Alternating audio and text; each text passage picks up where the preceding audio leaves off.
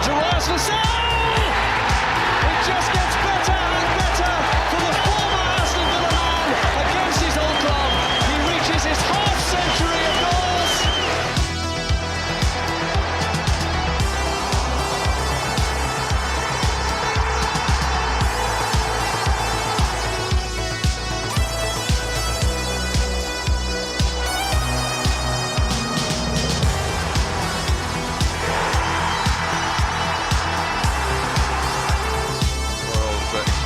Reflecting.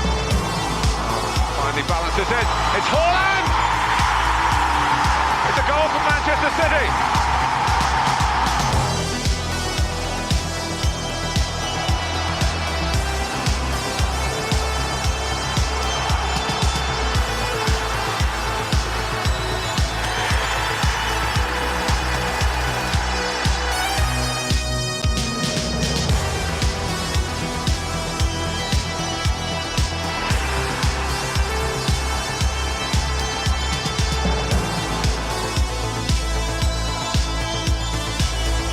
Getting a header, but not a solid one. Oh, and Balotelli with the spectacular finish.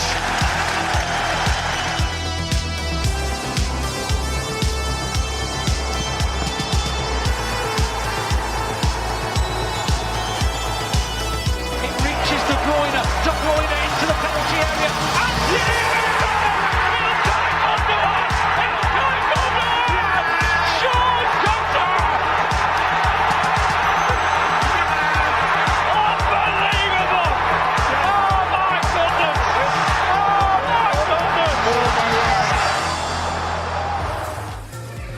Hello, good morning, happy Saturday, welcome to Matchday Live. There are our Blues arriving at Villa Park for today's early kickoff against Aston Villa in the Premier League. Now, you just saw him there getting a warm welcome. I can reveal former Villa player Jack Grealish starts today. There he is, looking very chilled. I'm a big fan of this arrival gear, Savinio. What a player, what a performance he's been having. And we can get team news to you as soon as we have it. That will be coming up. James McAtee, there he is. Stefan Ortega and Scott Carson. Mani Akanji returns to the team.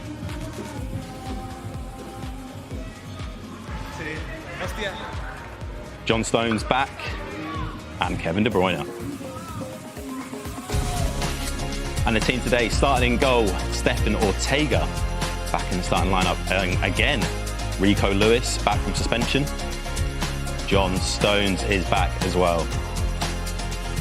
Mani Akanji said that he'd be available, and he's straight back into the lineup.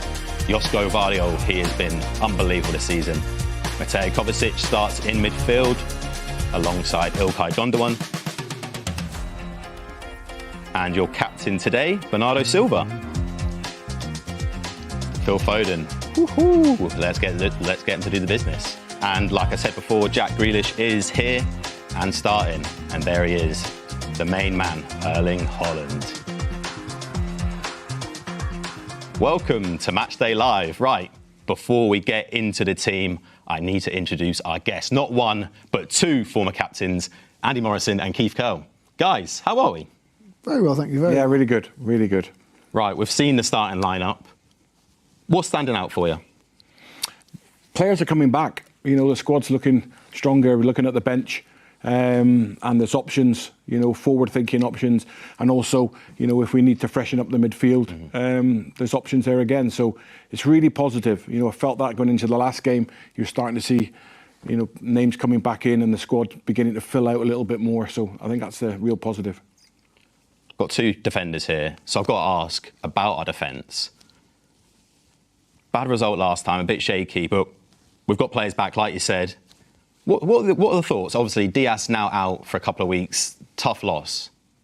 Again, I think Andy just touched on it there. I think there's a good balance to the squad. The team today, there's a good balance to it. And you've got square pegs in square holes. The two to go, I think it's probably only Rico that you think like not a natural out-and-out fullback, but more than capable of playing there. Again, defensively, I think we've all seen some of the goals that have gone in, and we can do better. We know we can. Akanji back in training and then straight back into the team. As a player, what's it like with that quick turnaround, back into training, back into starting 11? Well, I think the players, modern day players, are protected perhaps a little bit more than Keith and, in our era, because you were either fit or you weren't. And I can never remember being able to be told, oh, you can give us 60 minutes or, we might be 45 minutes. You play or you don't.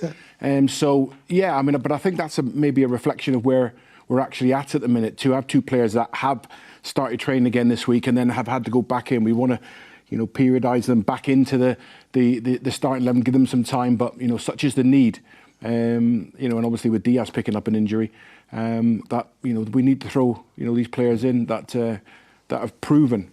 And I expect to see that today. The thing is, the work that the players do now while they're injured is completely different to what the work that we did as well. Yeah.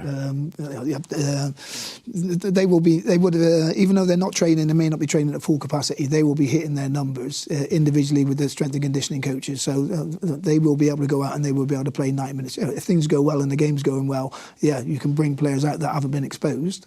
And give them a 20-minute break. But if need be, the players that start a game would physically be able to finish the game. Rico Lewis back from suspension. How big of a miss was he last week?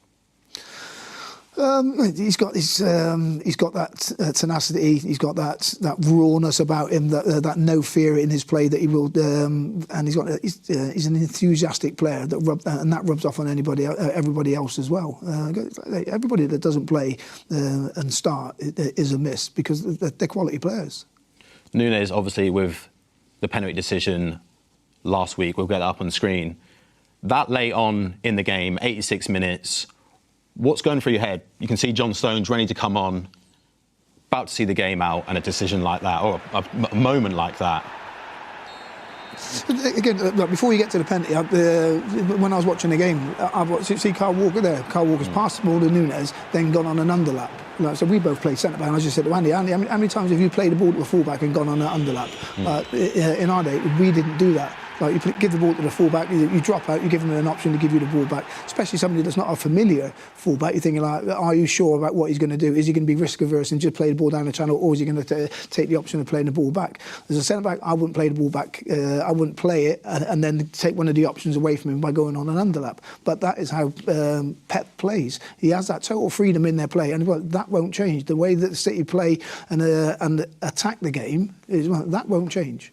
I really feel for him because there's played out of position, had a really good game, but when you make a mistake like that, it does sort of, people pin that on you. And apart from that, I thought he was super. Yeah, I agree. I think compounded one mistake by making another with the penalty, and you see that so often. A player such as the desire to get back and make up for it, and you're sprinting back in, but the situation had resolved itself. Diaz was on the line, and it was just about getting goal side and allowing players to recover back in. And it was, the first decision was a poor one, and then the second one, compounded it. And the consequences at the minute for a mistake seem to be brutal, in every game, and we're getting punished. Sometimes you get away with them, but and I'm sure in the past there have been similar mistakes like that, which kind of like we got away with, and you don't even mention them again. But at the minute, it seems that every mistake is being punished. Every footballer makes mistakes. Yeah, part of the game. Guaranteed. But again, it's the mentality then. It could be, if you go out thinking, when you're going out onto the pitch thinking like, you don't want to make a mistake, you don't want to make a mistake, you don't want to make a mistake. But guess what? You're going to make loads of mistakes. If you go out with the mentality of, this is what I need to do, this is what I'm going to do, is one of those, more times than not, you will have a performance in that you're proud of. As a player then, how do you change that mentality? Yeah, it's a different one. I've played in games where I've given penalties away, made poor decisions with the ball, and it's one of those. But then you have to make sure that you have a foundation of, this is what I need to do today. But then, because that split-second time, when you have doubt in your mind about what you're going to do, should I do this, should I do that, you end up making a mistake. So be clear and concise in what your role is, what your job is within your team framework, and do your job. Individually, if everybody does their job, is one of those, you get a team performance. And as managers, what would you be saying to players to instill that into them? I think it's at this level of football and what the squad have achieved, it's already ingrained.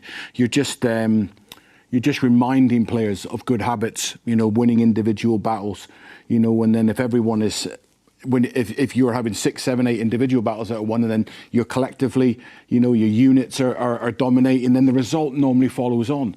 So it's not kind of like, you're not sort of, it's this, you're dealing with youngsters who you're sort of learning the game. These players know, and they've got a history of success, continual success, year on year on year. But at the moment, it's a really difficult period. And managing that and not feeling like you're repeating yourself continually is difficult, because this is a completely new experience for Pep. He will never.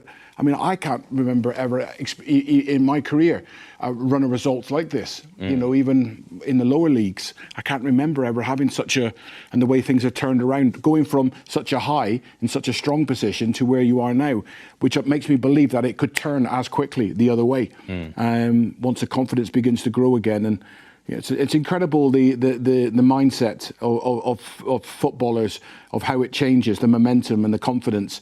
We almost look at them like robots. They've been so successful for so long, but it just shows how this little space between these ears. Once that starts to get affected, and how confidence then sips away. But again, it can turn around very quickly. Right, let's take a look at that second goal, and I want to know, obviously United get the first goal and the tails go up, and they go and get the second. In that little bit of space, as the team defending, how do you stop that momentum? How do you stop the team from going and getting another goal? Well, you shouldn't get. Well, first of all, when there's no pressure on the ball, as I said about, you don't get involved in races. So, but again, that's collective. So then you drop out and give yourself distance, keep play in front of you. Again, as a coaching manual, the movement of Man United players, one going short, dragging the second centre back out, and leaving that space then for Man to come over and exploit that space in behind, is one of those excellent. If you're an attacking coach, doing how to dismantle a back four. As a defensive coach, the first thing you do, myself and Andy will say, I was quick, but I didn't get involved in races. So it's one of those, if there's no pressure on the ball, you don't get involved in races, you drop out and you keep playing in front of you. If you keep playing in front of you, you've always got a chance of winning the ball, or somebody else coming back in, and your teammates being able, you can hold play up, delay play, and other people can come. You may not make the tackle, but somebody else can do. What you don't do there is, in the last minute of the game, get caught in a race where your back four's been dismantled. Andy, you said about what's going on between the ears. The moments in games like that, will you take that into you? How do you then shake it off and be like, right, we conceded late, that's okay? How do you then shake it off going into today's game? Well, going back to the moment, I think there's still, because the desperation, the need to get a result, and at 1-0, to actually feel like you've lost the win. At that late stage of 87, I still think they're shell-shocked going into the next phase of play, because they're not set up right. I mean, he runs off, he's not passed on, and then even at this part, the players are not present in the moment. They're still carrying sort of like the damage that was caused by the equaliser and the mistake, and they're still there. Players are jogging, and it's a crazy moment. And shows again the ability to let the moment go, which was the penalty, and then refocus again. Even the best players in the world, top defenders, if the mind's not right, you get punished. Look, it's a fabulous bit of skill, although there is a few mistakes in there. It's a great touch, it's a great run, it's great movement. But normally a left back, if it was running off a left back, he would have his left arm across and stopped Danilo as soon as he moved. Yeah. If he got a run, he'd be shouting to the centre half, and then the centre half would be aware, but both centre halves aren't even aware he's coming, because the ball's coming from that angle. So they're not even seeing the run. But normally the communication, when we spoke about this before, about always playing with the same centre half and the full, your communication's non-stop. But when there's no voice, he's already got the run and the movement. So he's already got the step on you. And it was just a combination of so many things, and a reflection of players not being available in the right positions. And today it feels like, we have the right players in the right places, and time will tell. You talk of the players not having the players in the right positions. We saw it at Juventus as well. We'll take a look at the goal we conceded against them. And does that make a huge difference, having players dotted around the back line who don't usually play there, who might not play together on their side so frequently?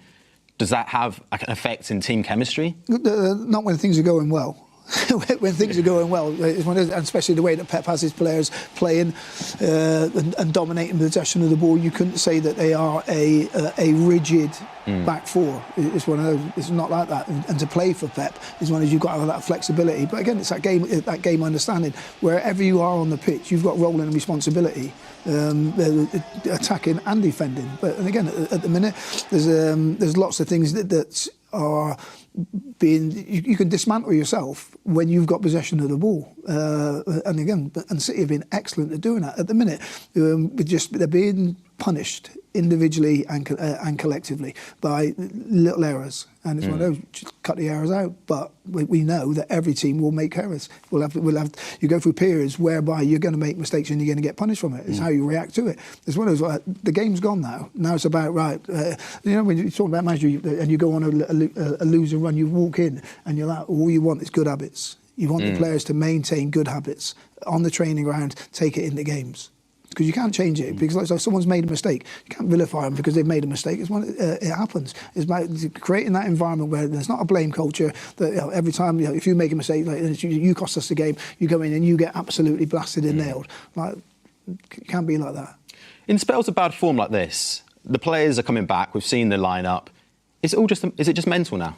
Now the players are coming back. We're getting back to our full strength starting 11. Is it just a mental aspect? Confidence builds. You get a result and there's a little bit more going into the next one, and then you get back to where you were. And when it is as it is at this moment in time, I don't think you've ever had to talk about Manchester City looking at doing the basics well, because they've always dominated the ball, and it's just been a process that the opposition have had to try and stop. It's slightly different now, and you go back to all that information that as a manager you give to players, get to the ball first, win your individual battles, make sure you recover fast, get yourself into a good starting position, communicate. All these things, I'm sure these things aren't said to Manchester City players because of the way they dominate from the start, between sort of 60 to 75% possession in games. So they're always recovering, and looking at the goals that are being conceded, they're all the similar goals. The back four are always running back towards their goal, and then it's pullbacks or it's a ball across the front. They're very, very similar. You never see a goal conceded when they're actually back into their shape and they can see the ball and their man, like a normal setup, which we play against week in, week out, where teams get back into a solid shape. When we're in a solid shape, we don't concede goals. It's always the same transition. So you're talking to your players about, not sort of reacting. It's almost too late. It's the anticipation. But if it comes to the reaction's got to be a sprint. It's not a recovery run. And on a few of the goals, you're just seeing situations where players they're not flat out to get back in.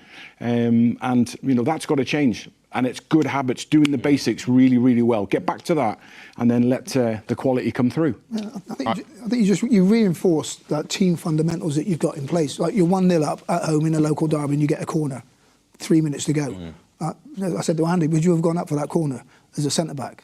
No. Stay back. You win the game. It's one of those. You ring the box, you put 2 or 3 people out. It's one of those, you just kill the game. And that's part of a game fundamental, to just see the game out. And then it's one of those. And normally, let me say, City have seen out some big games, so they know how to do it, and the experience they've got on the pitch, they know how to do it. But at one particular time, you got John Stones waiting to come on. It's one of those, kill the game, ball goes out before and bring the so on. The whole context of that game, the ending of that game could have been completely different. But that's decisions that players make at the time to put the ball in. You have to go with it and you have to trust it. And the byproduct of that winning that game, you come into this game 3 more points on the table, and there's a lift in the confidence, there's a lift in energy around the training complex this week. This game's totally different. You've lost that, and it's just that downward spiral that needs to change. But I believe that when it changes, and it can change very quickly, and the momentum comes back, and you look at this period and say, it was a really difficult period, and we would have learnt so much from it. Individually, collectively, the manager, everyone, you can only learn hugely from this experience where we're at now. It's stronger going forward. It doesn't feel like that at the moment, but it will be eventually. It will show that this is be an incredibly growing period for everyone connected with the club, because everyone's suffering. Yeah, absolutely. Everyone, not just the right, guys, players. I'll give you a little break, and we're going to go pitch side to FG and Brownie, who are at Villa Park. Hello, welcome to Villa Park. It's Saturday, it's 12:30 and I'm joined by Michael Brown. First things first, Brown, who we've just seen the City team news delivered in the studio earlier on. What are your initial thoughts? Yeah, it's obviously good to see John Stones back. Central defence, he's had his problems, he's missed games. Rico Lewis coming back in as well. Jack Grealish, I think that's probably a standout one today. I think that the supporters here behind us and on this type of ground is somewhere he knows so well. He'd be delighted to get an opportunity. So really strong. There'll be lots of movement, lots of difference in sort of play in different areas. Rico Lewis could go and join the midfield area. So yeah, really strong side. Now let's talk more about that Jack Grealish selection. I mean, I feel like the personality that he is, the person he is, he's probably going to relish playing here. He loves Aston Villa so much. What do you think the reception is going to be like for him here today? Do you know what's amazing? I watched him so many times here, commentating on his games and what he did well and where he could go on. And now he loves this football club. That's something in your heart. But actually he gets a really, really mixed reception. You'll hear some boos, you'll hear some fans who appreciate what he has done. I think that is a modern day sort of fan now. And I think, come on, he did so well for you to bring this club to where they are today now. Got him a big transfer fee. And he's a wonderful player, very likeable person. We know that about Jack. He loves just to play football. He loves to have an arm around him, loves to get a smile on his face. He'd be delighted putting them boots on today, coming out onto this pitch. Because I think the last few weeks is frustration. You get in, then you come out. It's like any football, you just want to get in your rhythm, so hopefully this is the start of it for Jack. Yeah, fingers crossed, and what a place it would be for him to start in. Let's deliver you the Aston Villa team news then, shall we, for this afternoon's kick-off. So in goal is Martinez, and then it is a defence of Luca Digne, Matty Cash, I'll just get off. Matty Cash, Ezri Konsa, Pau Torres, Luca Digne, Kamara, Tielemans, Onana, McGinn. Morgan Rogers, the ex-City player, and the most important thing is a start, but Duran over Ollie Watkins. He starts this afternoon. What do you make of that? It's a big call. He's done obviously so well. At Forest, he was there. They didn't get the result, so losing that late on was a big disappointment for them. So a couple of changes. Look to mix it up as expected. I think they've got a decent squad with depth. Morgan Rogers will be one to watch. Whether he plays central, whether he drifts out into the wide areas, same with McGinn on the left-hand side. I think that will be a target down that left-hand side. And if it was Watkins, he likes those runs into that channel. So different having Duran. Middle of the pitch is strong for them. So Tielemans, I think, is a really special player. And I think he's one we've got to get hold of, stop him dictating the game. Emi Martinez had that save, I don't know if you've seen it, right behind him. He's one in confidence. Yes, he got beat just after that with a header where he comes across, he just flicks off his body. But a strong Villa team have improved rapidly. Champions League, we've seen how well they've done in that. This will be the game, and you'll hear the atmosphere. They will want to produce a top performance. They've been inconsistent. Yeah, they have been inconsistent. I mean, they've been very good in the Champions League, though, an impressive debut season there. But do you think the games have sort of caught up to them a little bit in the league, or do you think it's just the focus of the dressing room on the Champions League because they don't necessarily always get Champions League football here? I think when you have a manager who I respect, I think he's well experienced now. He understands the load in regards to Champions League, to European competitions, coming into Premier League. So I don't feel like they've just looked at Champions League. I just think it's a lot to deal with. And at times, how long in this Premier League can you keep that sort of form up? It's such an unforgiving league, we know that. We've recently witnessed that. But no, listen, it's a strong side who know the way around, whether they want to play nicely, whether they want to mix it up, stay behind the ball or get after you. I expect them to come after us a little bit. Now, looking at that team selection as well, it seems like he's gone very heavy in the midfield. I mean, has he recognised potentially the issues we've got in midfield? I mean, we're starting with Gundogan, Kovacic, potentially Bernardo or Jack in the middle. Do you think he's got an extra man in midfield?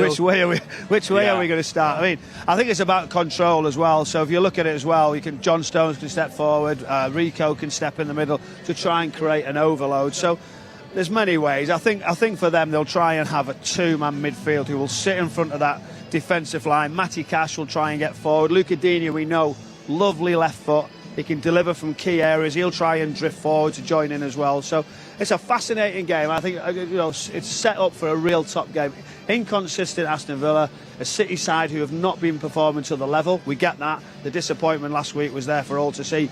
Put that behind us and let's try and set the record. Let's have a bit of a smile on Christmas Day, FG. Well, yeah, I mean, this is our last opportunity to potentially smile before our Boxing Day fixture at Everton.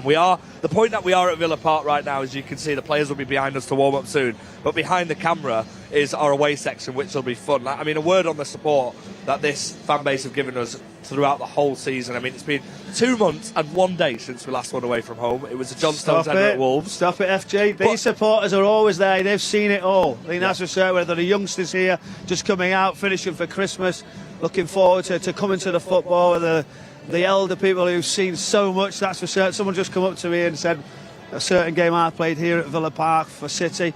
So, you know, it just what it brings. Football can do different things here, but the supporters, I think, have realised from different eras to now how lucky we have been. Well, absolutely. I mean, it's great to see so many fans always turning out regardless. And great to see so many people watching Matchday Live as well. We're going to head back to the studio. Got a new presenter today, Liam. How are you, mate? How's it going, pal? Great to see you. Thank you very much, FG. Yeah, not bad. Enjoying it, loving it. But we've got to start with the big point in their 11, Duran over Ollie Watkins. Been impressive in this season? Yeah, and I think there's, in the ideal world, I think the manager would like to have them both on the pitch at the same time. But to set your team up against, playing against it, I don't think he's going to go to a 3-5-2 to get them both on the pitch. So one of them has to miss out. And again, he will have to manage that internally as well. But again, it's a great opportunity for Duran. He offers a different threat to what Watkins offers. But then even having Watkins available on the bench, you know, he's a potential game changer.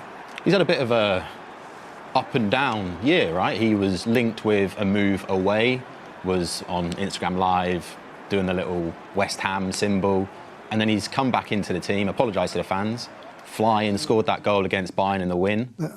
It's incredible how much, 6 months changes, right? That's football, isn't it? Andy, what about you? In that team, anyone your eyes on? I like. I've really been impressed with Aston Villa for a period now. There's goals in the team. There's athletes. There's threats all round. Set plays, they're strong as well.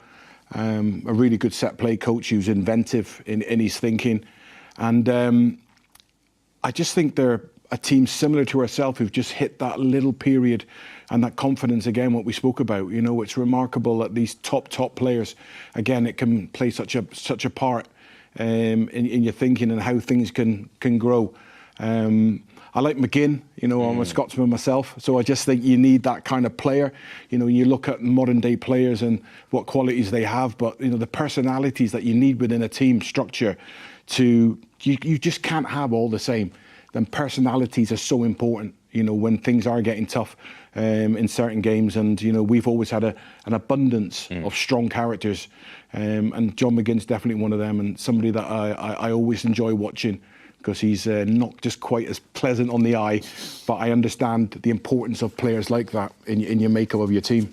Villa have only won 3 in their last 11, but if we look at the Champions League, different story, right? They've been unbelievable in the Champions League. Yeah, I think it's the first time they've been in there for a while as well, so you can tell that there's immediate focus on that, and then that, as well as they're doing in the Champions League, that has had a knock-on effect to the consistency of their performances and results in the Premier League. But you take it their first year in the Champions League for a while, and again still in the top. Well, they're aiming to finish in the top 6 or 7 in the division, but a successful season if they have a good Champions League campaign. Unai Emery has great pedigree in Europe, won the Europa League many times. So how is it to get the balance in performing in the Premier League and performing in the Champions League? Is it a squad depth thing? Is it, like you were saying off camera earlier, you're excited to play Champions League, it's new? What do you think it is? I think it's when you say squad depth, it's the quality that you've got within that squad depth. And again, so you can say, right, well, we were doing well this year, we need to have a bigger squad. But then you're coming in when you've got a quality squad with good players. Keeping them happy can have a detrimental effect on the team when results aren't going well as well. So it's trying to get that balance right of having enough good players. Because if you have too many good players, then the other thing is you can build your squad saying, right, we're going to be very successful. Then the pathway then of the emergence of the academy players coming through, you're blocking that pathway because they're coming to 18, 19, and then they've got international players, the first team squad players that are not playing. Where does that progression of those young players go? Whereas you have a look at City now, Pepper's operated with a smaller squad, but then with that smaller squad, there's a pathway, an immediate pathway from coming through the academy into the first team and being in and around the first team. That can get blighted if you just say, right, we need 25, 26 top-level pros. And is it similar to what we saw with Newcastle last season, Champions League, not performing as well in the Premier League? Could possibly, yeah. I mean, they've got a manager, as you just said, is an expert in that area of balancing games, and it's one of the things that I have incredible respect for modern day footballers who can go sort of midweek Champions League Wednesday or Tuesday and then go into a big game and then a cup game, and then it's just relentless. So balancing all that up again, and I don't think it's the physical side of it as much. I think the actual ability to prepare yourself and be able to go again with the same intensity and the same level is remarkable, and also adapting to how you play. I think City have been unique over the last period of time, where one of the only teams who can really, this is what we do. Every team that City play against should have a heads up on them because we know what they're going to do.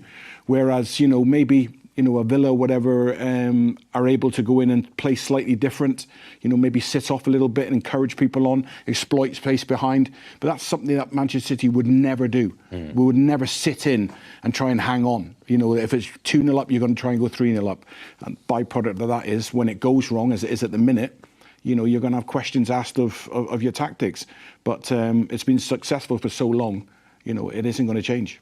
Looking at that Villa team, they've got Bailey, Watkins, Buendia, Barkley all on the bench. There's a lot of strength there, right? This is Leon Bailey's goal against us last season. A bit lucky?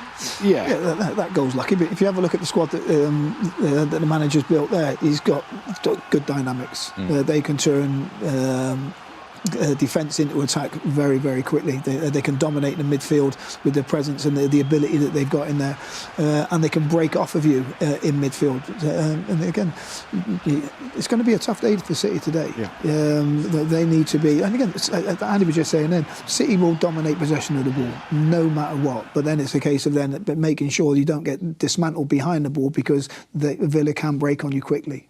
Playing against City, does that give you a bit more fluidity because, like you said, you know what they're going to do?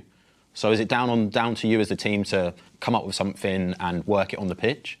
Yeah, well, you've got to be disciplined because out possession of the ball, Villa would have been working on, right, we need to make sure that we've got these people behind the ball. But then when we win it back, it's that transition period. Then these players are allowed to go with the freedom to go and make things happen. But you still need to have that discipline behind the ball because at any one given time, City can the team that City can beat anybody on their day. And again, if you say, right, well, we're just going to sit off and we're going to allow City to have the ball, that can cause you problems in itself. Because if one person switches off, Haaland, one chance, one shot, goal, and that can happen repeatedly. Phil Foden, he can go and score goals as well. So if you sit off and say, right, we're going to camp in deep, you can be 2-3-0 down. And what's your plan B? Right, let's come back to Man City. Stefan Ortega there, back into the starting 11. How much of an asset is it to have a goalkeeper of his ability able to come in and be second choice almost? Yeah, I think we're very, very fortunate because, when Edison was the out-and-out number one, he probably had the best number two in world football. He's come in, the saves that he makes, being able to carry on, the process of possession-based football. He's very, very comfy in that, and he has a unique ability to deal with one-on-ones, which he did against, Spurs, which was the biggest save of last year, right at the end of the season, which, cemented the title. So, yeah, very, very fortunate. But as Keith will know, keeping that happy, keeping them players happy, with an appetite to, he wants to go and play for his country. You've got major tournaments coming up. I want to be number one. So again, it's not a problem I've ever had in management, at that level. But yeah, we're very, very, very fortunate. Right, staying on goalkeepers, Emi Martinez was in the FIFA Best 11, as were three Manchester City players, Haaland, Rodri and Diaz. How big is it, or how cool is it to have our players recognised amongst the world's best? Yeah, definitely. It's very proud, but then obviously that's indicative of how well City have done last season, because that's voted off of last season's performance as well. Yeah. it's nice as well to have the spine almost as well, right? It's like you're getting it right, bam, bam, bam, the whole way down, which is just so good to be able to build a team out from the spine. I think all successful teams have a solid foundation, and it's usually through the middle of your team, like your goalkeeper, your centre backs, your centre midfield players, and obviously your centre forward as well. Phil Foden missing out, obviously PFA Player of the Year, had a wicked season. Do you think he's unlucky to miss out? Yeah, when I saw the team selected, it was wow. You know, obviously he got incredible plaudits last year for his performances, and rightly so for me. You know, his stats were incredible, and you know that was the one that I thought, yeah, I can see the other players being in there, but Foden, you know, but there's a rich array of quality players in that positions, and they've looked somewhere else. But I believe he should be in there. I'm sure Keith feels the same. Yeah, definitely. On last year's performances. Yeah, and his not only his I think statistically his stats were excellent as well. Goals and assists. How the lad plays, he plays with that freedom, which again, going back to how Pep has developed him, because when he was first coming out, everyone saying, "Oh, you need to go out on loan," and Pep's like, "No, he's staying here and he's learning." He's learning and mentoring, and he's one of those. And again, I think last season was the first of many great seasons for the young man. Another player with unbelievable stats, Erling Haaland. How big is it today to get back to scoring ways? Yeah, I mean, we're stating the obvious. The chance we've got to create opportunities for him, and I just feel over the last few games, you know, he's been feeding off scraps, really has, and you know, you'll be the best striker in the world and in the best form, but if you've not got anything to, you know, to feed on, you're going to struggle. And you know, I think especially the last game, I can't remember. There was a half chance, I think, where there was a block in the second half where he hit a shot on the turn. But, you know, you're normally looking at 6, 7, 8 chances in a game, and, you know, he'll normally take 2 or 3 of them. But at the minute, he's really fighting on scraps. Is it a case of maybe a penalty, a couple tap-ins, he needs that just to get the ball rolling again? He just needs a chance. Yeah. He just needs... There's been... Erling will know as well. He will get criticised by a lot of people. So if he doesn't do this, he doesn't do that. He's a goal scorer. And he is an out-and-out goal scorer, and don't change. And you don't want him to change. You don't want him to say, "Oh well, I need to go looking for the ball. I need to go and operate in wide areas. I need to go deeper and help the midfield out." But when you've got a talent that he's got, like it's down to like Andy said, it's down to the rest of the team. You get him opportunities, put the ball into the box, and he will score. So don't change your game. I've never understood that. Like fans and rival fans talk about it quite a lot. Oh, he's a goal scorer. That's what he is. That's what he does. And it's like, but as a player, surely you want a player who you know he's a goal scorer. That's all we need him to do. That's what he can do. Yeah. That's the most important part of the game, right? Yeah, you can play. Let's say the defenders. We can have man of the match performances and get every single thing right, and the centre forward will have one touch, score and get all the headlines. And it's one of those. But we used to do our jobs. But you need centre forwards. Was it like scoring a goal as a centre-back? Was that always a good feeling? Excellent. Right, wasn't too often. It makes it even more special, though, am I right? Yeah. Let's talk Ruben Dias. Obviously, we were dealt the news that he's out for a prolonged period of time, but he has been a colossus since he signed for City, really. He's played the second most minutes in the Premier League this season. He is just some player. Yeah, he's somebody I was fortunate enough to interview a couple of months ago for a City podcast, and you know, I was so impressed with him. You know, I'm impressed with him anyway. When I met him, remarkable young man, and also when I spoke about earlier on about personalities and leaders, you know, he is one of the best. You know, he's right up there in the Vincent Kompany, same sort of character, throws himself in the line, but what he probably what you don't see, because we're always watching the ball and City dominate possession, he never stops communicating. And that's so important every morning. The amount of times we'll catch somebody offside and it's down to him moving the back four continually up and down and communicating his body shape and his desire to go and compete against the 9, you know, and that came out when I spoke to him. I just want to go to war with the player I'm playing against. I want to beat him. I want to dominate him, and then I want to help people around me. And you know, definite captain and leader of this club going forward for me. His mentality is unbelievable. Let's talk Rodri. Obviously, been out for a little while now, but we know how good and how important he is. How much do we miss him when he's not there? Roger, massively. He's the defence for in front of your defence. He's the one that counters the counter attacks and everything like that, which is vital and pivotal, and it aids the defence. But also then he's got the game understanding and the nous and the presence of play to be.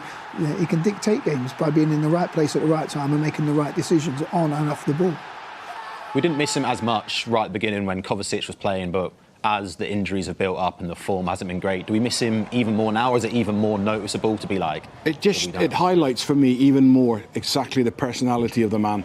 You know, he's a fabulous footballer, but he's an incredible competitor. You know, he's an absolute beast on the pitch, and his desire to win, his desire to go 29. You look at some of the reaction of some of the goals and the intensity in him.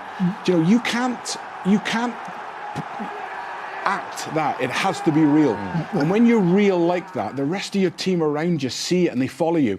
And again, the importance of these leaders and these men, you know, in your team that just galvanise everyone. And I'm so fond of him. I really am. Probably no more than anybody else because we know of his importance. But I understand what he brings, and it's not just the football, it's not the breaking up play, it's not the goals that he chips in with, it's him. Presence. His personality and presence is formidable. It really is. One for Aston Villa, Emi Martinez was in goal for the FIFA Best 11.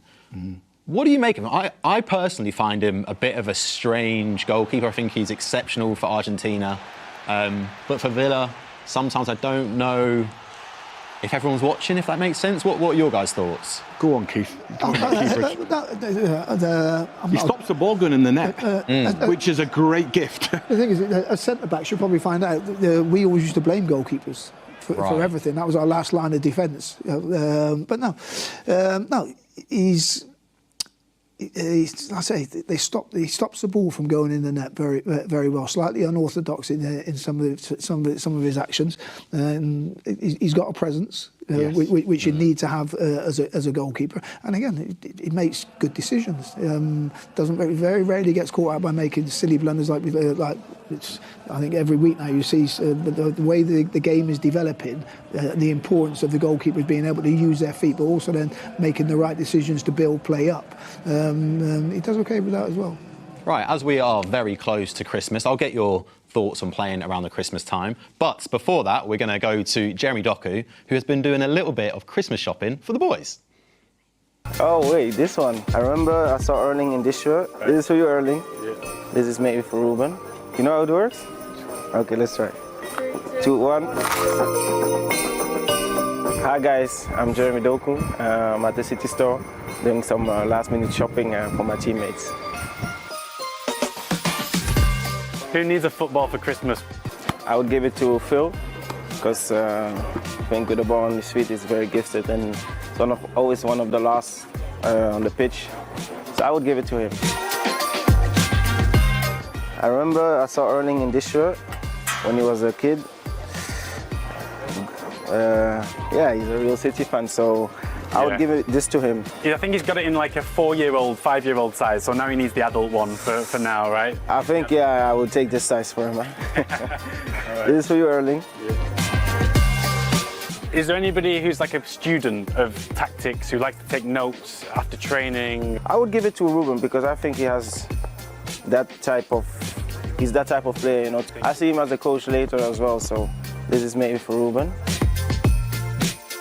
And at the end, we've got some nice cufflinks here, you know, somebody who likes to wear a suit, someone who's smart, who likes to dress well. I would give it to John. Yeah, I would give it to John or Nathan, but I'll give it to John. Oh, this one I like to do it. These are Christmas crackers. Yeah, let me see if there's someone over who I can do. Would you like to do it? You know how it works? Jeremy, you win. Did I win? Yeah, so you get whatever is inside. Let's go again. 3, 2, 1, go. You won. You won now. Yeah, you can have everything what's inside. I have an idea. Maybe we can give this to some of my teammates that they just had a baby. Think of Jack, Ikai, Gundogan. Everyone has nice cars. But there are some players that are really focused on their car. Like I could give it to Ruben. I like John's car, I like Jack's car, Eddie. But the one who has nice cars, I think, is Erling. So yeah, Erling. How many people would buy my shirt? I've done quite a few, put through the I've printed quite Are you a just few saying that because I'm here, or? I'm generally just saying that. I've done quite a few dockers. All right. There you go, that is. Thank you very much. Wish you Merry Christmas. See you soon. Bye.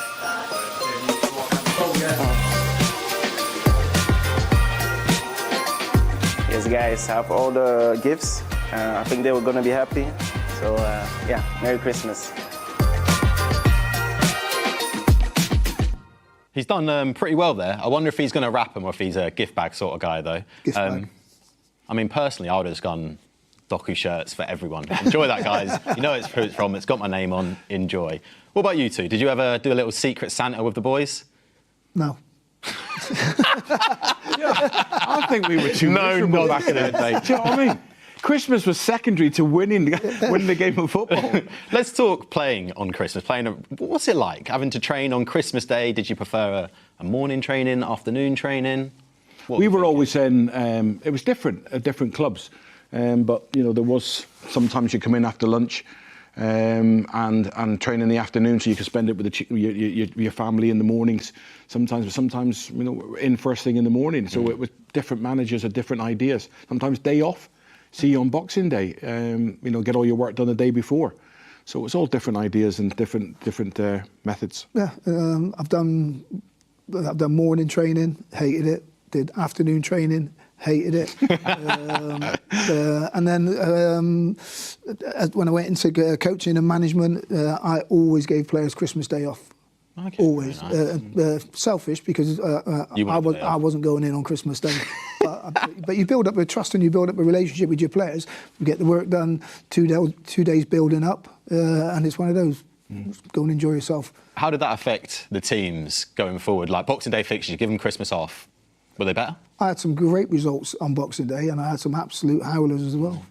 Right, I want to know, from a manager perspective, did you enforce any Christmas rules? Was it like, right, boys, 1 Yorkshire pudding, no gravy, anything like that, or was you pretty lax? No, because it's one of those. But even when I was manager, I never did curfews or anything like that. I trusted players around me because I looked after players. I gave them the days off when they needed the days off. Anybody needed anything, I always gave it to them. And all you said is, like, when you come in, I just want you in work mode. Come in and do your work, enjoy your mode, and then I trust you. Go and do what you need to do outside of football. And Christmas days, Sunday, I never trained on a Sunday. Sunday was my day off. I needed to switch off. I needed to dedicate time to myself and my family. So I never trained on Sundays, never trained on Christmas Day. Are these all things that you wanted as a player and you've carried it through and been like, look, I would have really preferred this, I would have loved this, I'm going to do it for you guys? Yeah, and again, probably because of the games have changed now, where you get players, you get a 4-year contract, 4 or 5 year contract, people relocate and go and move. When you go down the divisions and you're handing out yearly contracts or 18 months contract, people are. I'm not going to get somebody like coming from London to come up to do an hour's training session to make sure they don't eat too much on Sunday morning, then drive back down and not be with their family. So it's one of those, the short length of contract. And again, you build up that trust and that relationship with players. I'll give you this, just make sure all I want is that everything that you've got on match days.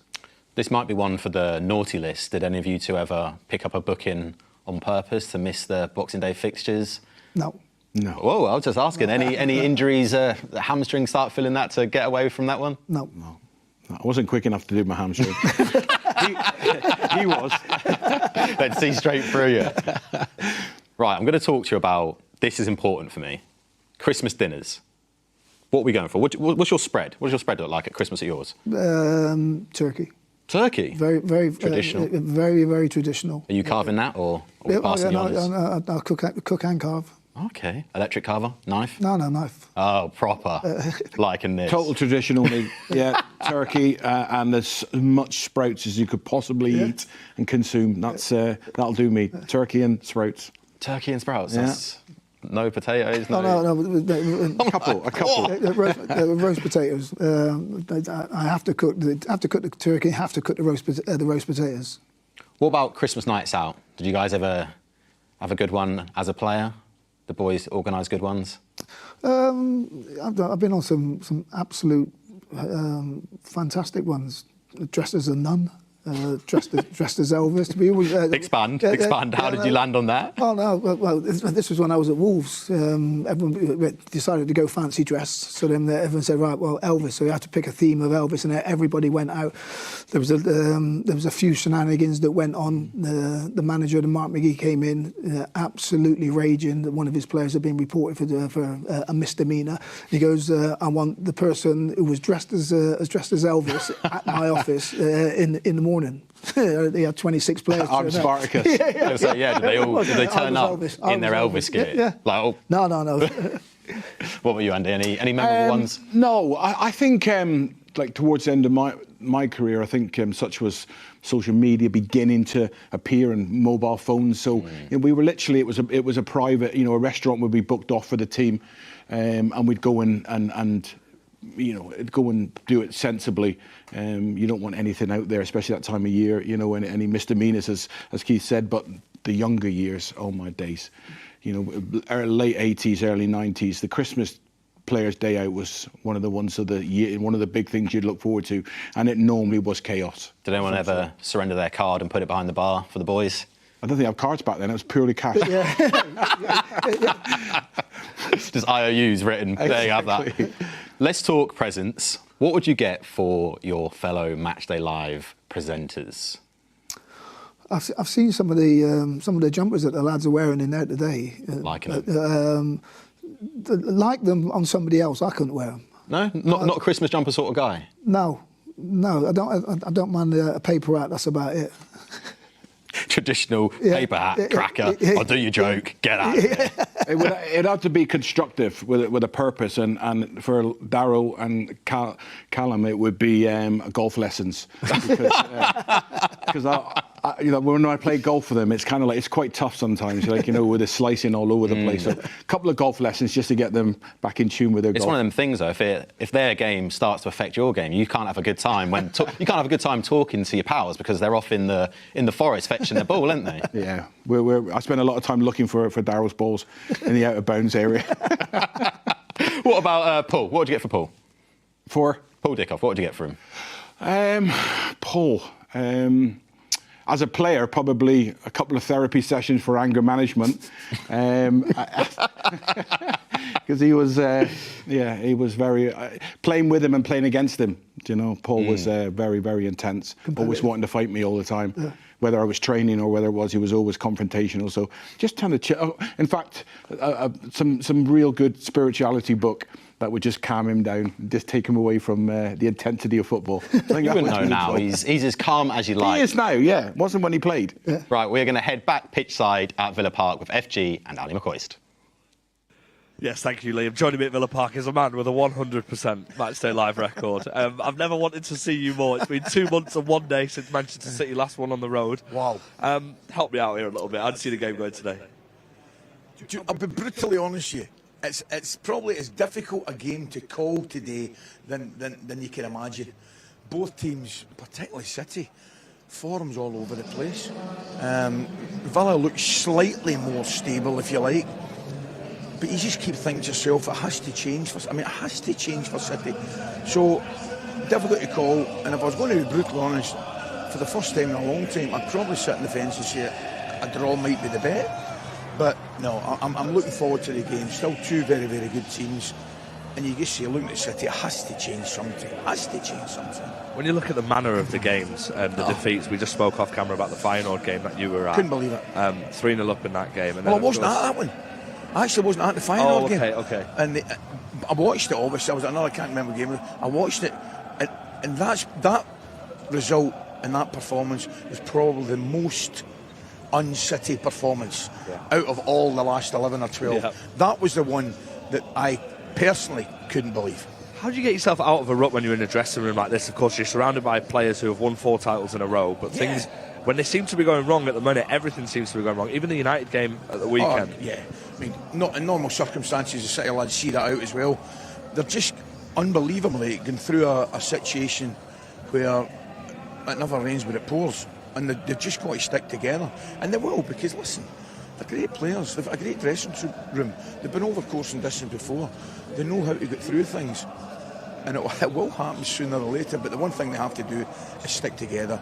And the one thing you would say is all the guys are making the right noises, making the right sounds that they can turn it around. Now Villa Park, a place that was difficult to come to at the best of times. Last year was difficult for us. They've had a bit of a strange season in the Premier League, but in the Champions League they've impressed a lot. Well, they've been brilliant in the Champions League. I mean, particularly the one that would stick out with the Bayern Munich performance.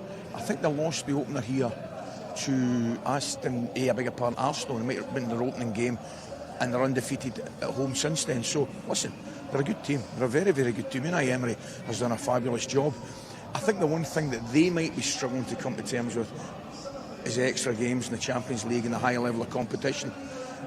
Saturday, Wednesday. That said, I mean, they've got some great players. I'm obviously slightly biased. I'm enjoying John McGinn. They've got centre forward Geran Watkins. You don't know what's going to happen there, who they play.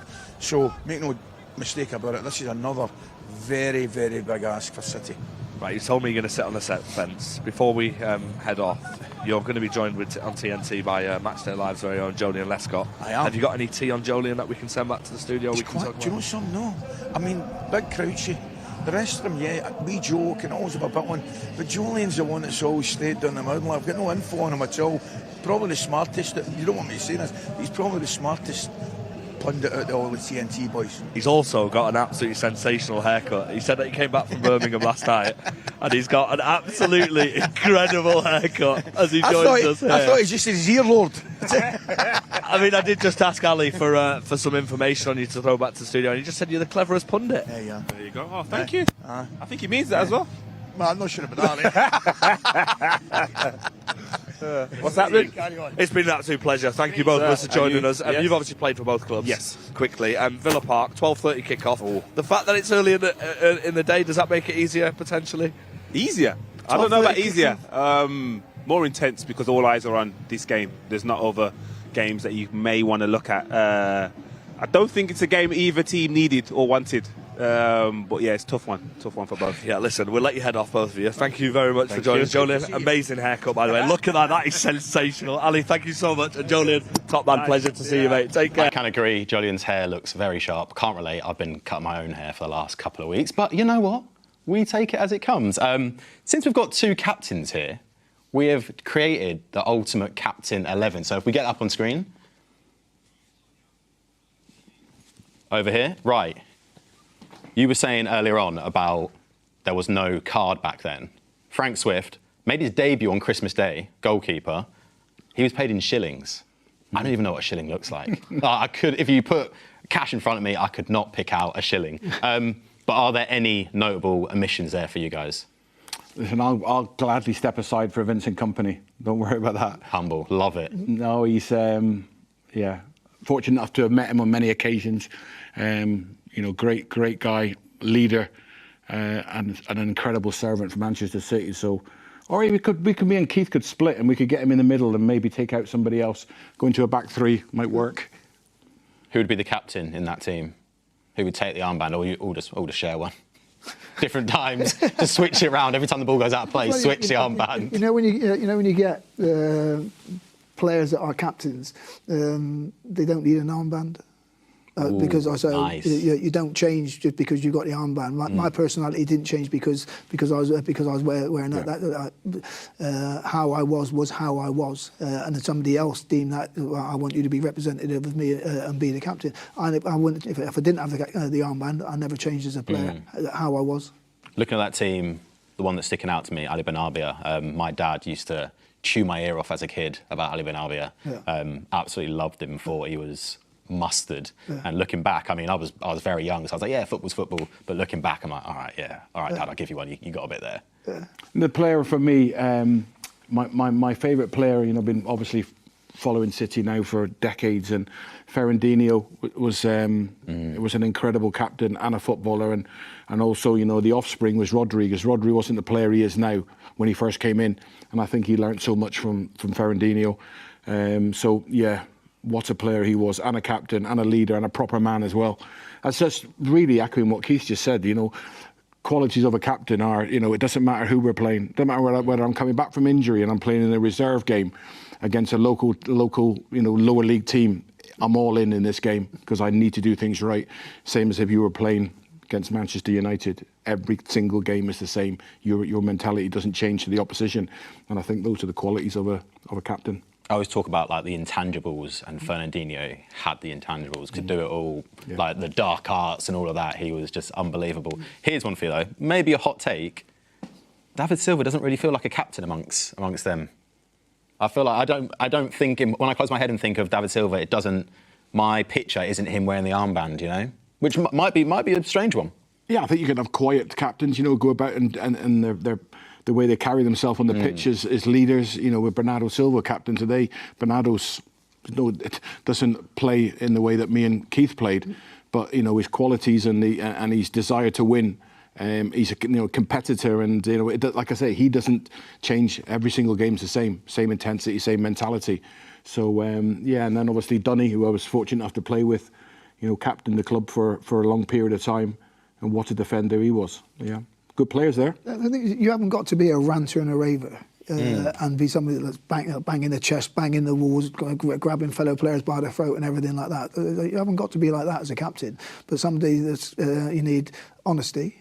And you've got to be, and sometimes you've got to be able to tell somebody the truth when they need to hear it. Also, then you need to be able to be compassionate enough. You need to be able to look after other players when they need it as well. And sometimes it's a quiet word in somebody's ear. You need to change what you're doing, or make sure you do this, make sure you do that. It's having that compassion within a change room as well, because you're not only looking after that team, you're looking after the squad, and you're always remembering every given Saturday there's probably 13, 14 players that aren't making the starting lineup. You've got to make sure that you're mindful of their mindset as well.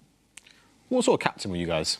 I feel like you're compassionate. I feel like the way you speak about and then going through to manager, you carried that on. But what if you were to describe yourself as a captain? Available.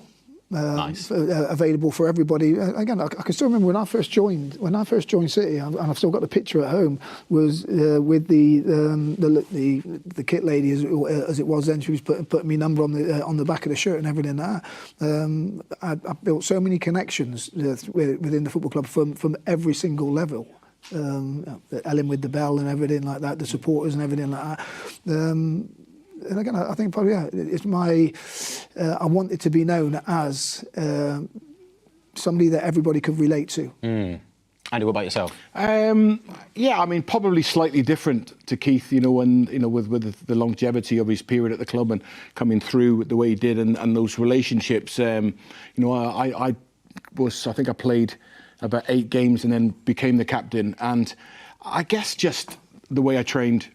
And the way I played, and players will follow. You know, they don't follow titles. Players don't follow titles. They don't follow a captain because you got the armband. They follow courage.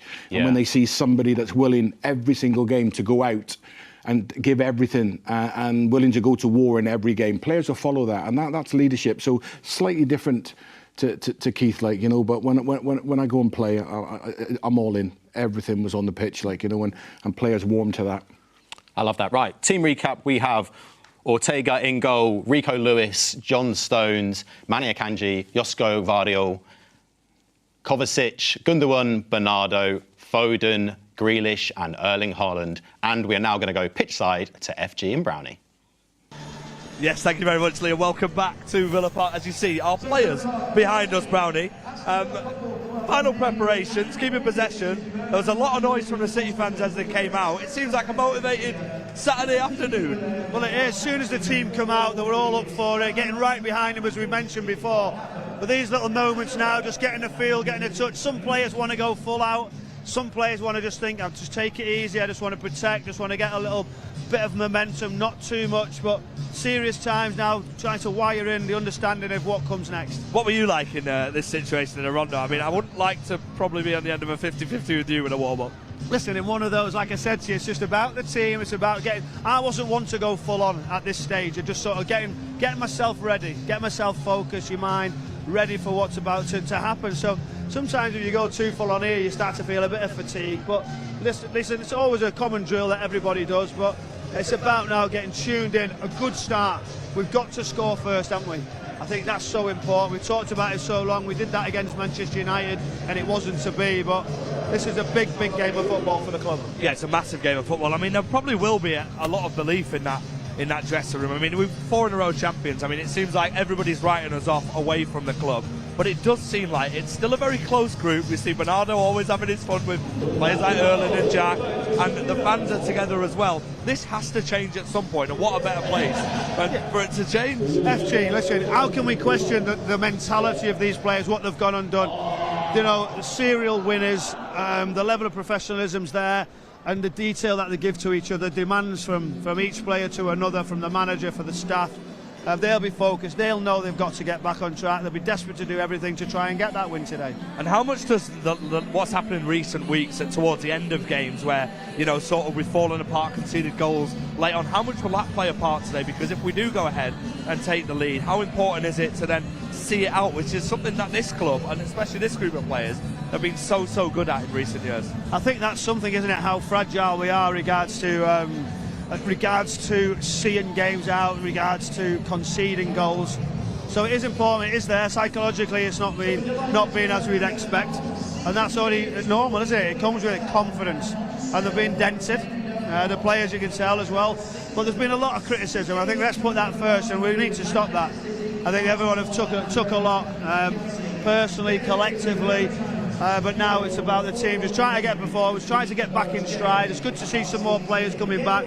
Squad a little bit healthier in one place, and then in other places still Edison, etc. But over the next few weeks, it's going to be so important that that squad stays together, and that's what they've always done. Yeah, absolutely. And I mean, the fans at the stadium are the ones that always support the club right to the end. And there's been a lot of noise on social media from various people, and yeah, it does have to stop, exactly like you said. Let's talk about Stefan Ortega, shall we? A number 2 goalkeeper for us, that, like Pep said, and what an option he is to have. I mean, he steps in for Edison, who's won the most Premier League titles as a goalkeeper, and he steps in, and you just feel really at ease having him as your keeper to step in. I think you understand the experience that he has now. He's calming, a shot stopping. He's fantastic. I mean, to say that every day in training, they can't beat him. He has a bit of a laugh and a joke about it. I think we've seen in recent weeks that when someone runs through on him, they try that little bit harder to try and just beat him, because they know he gets his body in good positions. So you'd be delighted to get the nod again, to play more football. I think when you're a number 2, it's about waiting, being patient. The more you play, the better you're going to become. And now if you look behind us as well, John Stones is here, and he's practicing his long-range passing at the minute. What a great sign it is for him to see him and Manu Akanji, the other man that he's passing the ball to, back in the starting lineup. It's like a few people in the production team with their golf, mate. It's all about that technique, and they know who they are. They know who they are in that team back at base camp. But listen, he hits a golf ball like that, John Stones. He's got a wonderful right foot. And I think that would have been an area, wouldn't it, that Pep would have liked to have gone into a number 6, because he can do that longer range, those diagonal passes. So, do you know what? We just need to get him minutes. We need to keep him out as much as we can, because he's unfortunately been getting a little bit too many injuries, and he's doing everything he possibly can to stop that.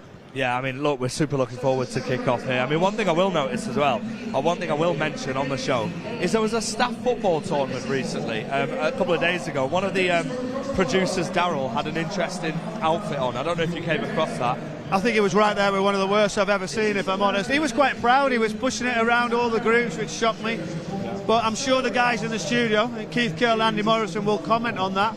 And by the way, they're very good golfers as well on the subject of golf. Yeah, and the man behind the camera here at Villa Park, Callum, I watched him play, and he was 3-0 down after 10 minutes. So on that point, what we'll do is we'll... Centre half with extremely big legs. He's laughing now right behind the camera. Yeah. You should really keep tracksuit bottoms. I expected better, mate, to be honest. But listen, let's head back to the studio. More importantly, there's a game on. There is a game on. There's a game on. Come on, we've got to win this one today. We have got to win today's game, indeed. Listen, we're going to head back to the studio. I'm sure the guys in the studio will have something to say. Thank you very much, guys. I'll be honest with you. I think the producers' golf ability has taken a lot of stick today, so apologies for that. Let's talk the other end of the pitch, the strikers, the goals. Do we need to be less reliant on Haaland? Keith? No, he is a goal scorer. So not about being less reliant on him, but we need to give him more opportunities and more variety of opportunities in and around the box. Yeah, we haven't scored enough goals as a team, and that's just not down to the striker. That's down to the whole team. Still 13 goals, very good haul. Back-to-back hat-tricks at the beginning of the season, but they have seemed to dry up And you think that's chances-wise more chances not getting chances than it is on him? Sort of? Erling Haaland will score goals. Guaranteed. And again, so the more opportunities you get him, the more goals you're going to give. And again, I think Pep's, if you have a look at the team selection today, we haven't played with a natural width apart from Jack Grealish, but I think Jack will spend more of his game now, more of his developed game now, coming in off of the line, so he's not easily marked. Again, so we're not playing with out-and-out wingers, but having out-and-out wingers available. It's about winning games, which means so you haven't got to win the game in the first 45 minutes.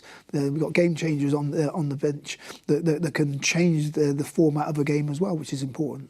It is mind-blowing. We're sat here talking about his goals, but he's still top scorer in the league. He's almost suffering from his own success, isn't he? Yeah, definitely. I mean, when you have the numbers that he has over the last couple of seasons, a couple of games without a goal, and people start asking the question and pointing it out because such as the numbers have been so prolific. But again, it is opportunities, and of course you want the goal. The goals have always came from various positions. When you look at Morrison, Sterling, Sane, we've always chipped in, and there isn't enough goals coming from other areas of the pitch at the minute. And the big supplier of opportunities is De Bruyne. And I look at the movement of Haaland, and sometimes it's there. He doesn't know the ball's going to be coming in. But if you can move the ball and recycle it, and every time De Bruyne gets it, then he's the one that everybody triggers off. You've got a chance. You've got maybe half a yard on getting across a defender. But when you don't know it's coming in, you're dead as a striker. And I think that's probably what he would be saying, I think, at this moment in time, is I'm not sure when I've got to make my movements because we're continually recycling the ball. Teams are dropping into a shape that allows us to go around them rather than through them.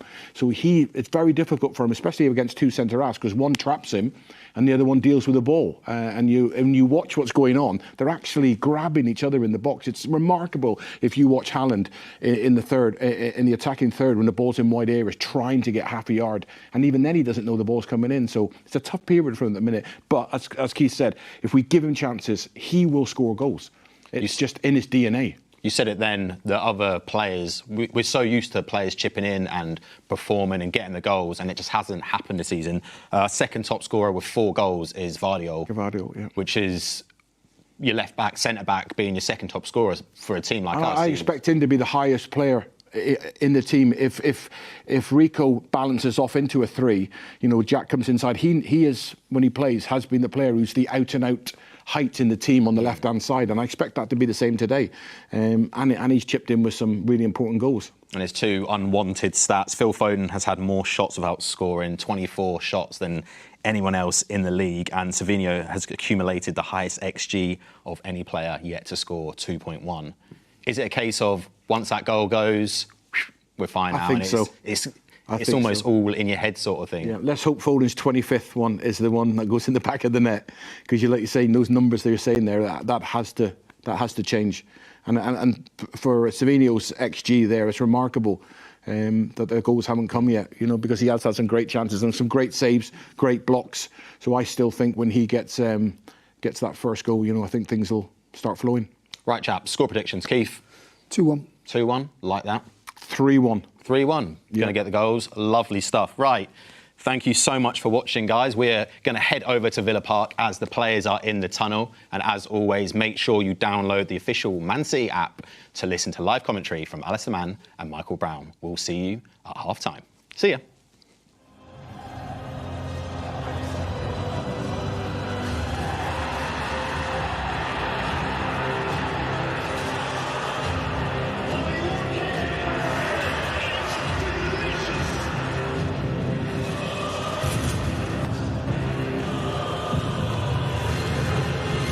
Welcome to Villa Park. Another potentially pivotal afternoon for the Blues. It's been a strange old couple of months, hasn't it? Completely unfamiliar territory. And you have to be of a certain age to remember the last time that the City team lost 8 games in 11.